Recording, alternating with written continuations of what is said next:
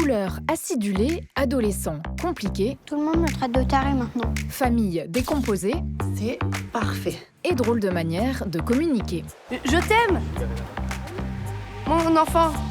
Cette semaine, Story Série vous offre une autre perception du monde, celle d'une femme autiste dans Aspergirl. Madame Grassin, je peux vous emprunter votre bouteille d'eau oxygénée?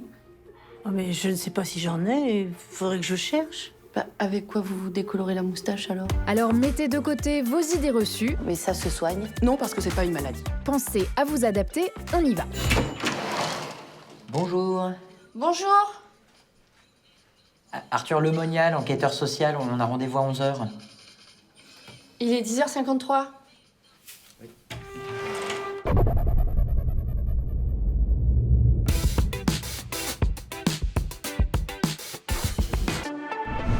Aspergirl, c'est l'histoire de Louison, 38 ans et un amour immodéré pour les couleurs flashy.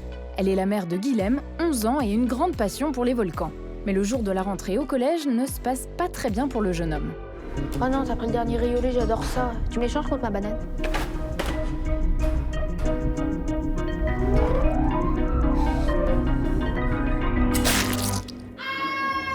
Louison est convoqué, J'arrive. Heureusement, c'est en pente. le personnel éducatif est consterné Il a traversé la main comme une saucisse.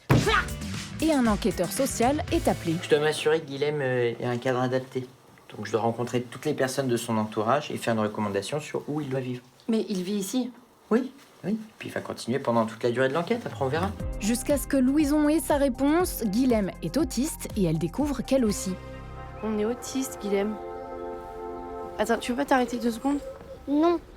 Alors, ils disent les autistes sont des autistes verbaux, parfois potentiels intellectuels, et dits fonctionnels. On est fonctionnel, Guilhem. Ça fait une minute c'est plus que 2 secondes. On est en retard.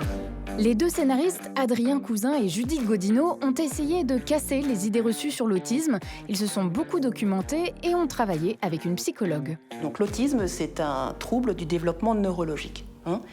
Les autistes ont une perception atypique du monde. Par exemple, ils vont avoir du mal à comprendre les différents codes sociaux. Ou ils vont avoir du mal à lire les émotions sur un visage. Résultat, on est loin des clichés. Ce qui illustre la série, c'est le perpétuel décalage entre les personnes qui présentent un trouble du spectre autistique et les autres. Comment ça s'est passé à l'école? Tu t'es fait des copains? Aussi, il me parlait beaucoup à la cantine. Mais quand l'infirmière est venue le chercher, il répétait juste qu'il allait niquer ma mère. Mais la normalité n'est peut-être pas là où on l'attend. C'est jamais simple.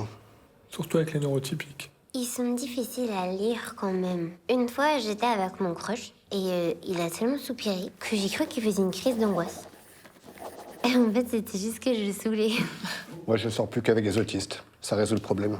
Ces 3 comédiens sont eux-mêmes autistes et le tournage a donc été adapté, des journées plus courtes et un plateau plus silencieux pour prendre en compte leur hypersensibilité. C'est génial. Avec ce casque, j'entends rien.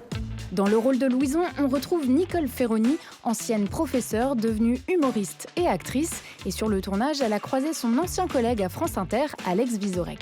Vous avez débranché le frigo de la salle de pause? Il faisait beaucoup de bruit. Eh oui, mais tout a périmé, on a eu 12 intoxications alimentaires. Et j'ai un manager qui me dit que c'est à cause de vous qu'il est en dépression nerveuse, sans compter que vous avez le record absolu de déclenchement inopiné de l'alarme incendie. C'est pour la sécurité, parce que je pense que c'est bien de vérifier fréquemment leur fonctionnement. Vous êtes fragile en ce moment, vous êtes surmené. Pourquoi vous refusez de prendre des vacances? Non, mais je peux faire une sieste cet après-midi si vous voulez. Ça va pas suffire, non?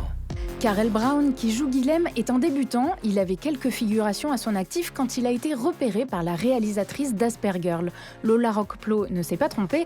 La semaine dernière, le jeune Karel est reparti du festival Sérimania avec le prix du meilleur acteur dans une série française. Toi aussi, tu peux me planter la main.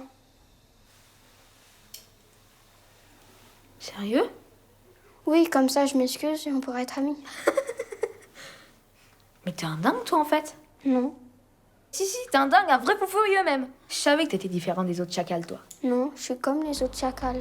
Aspergirl arrive à mêler réalisme et esthétique pop, pure fiction et réflexion sur les normes et l'inclusion.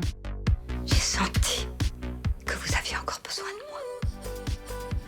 On va pouvoir tout recommencer.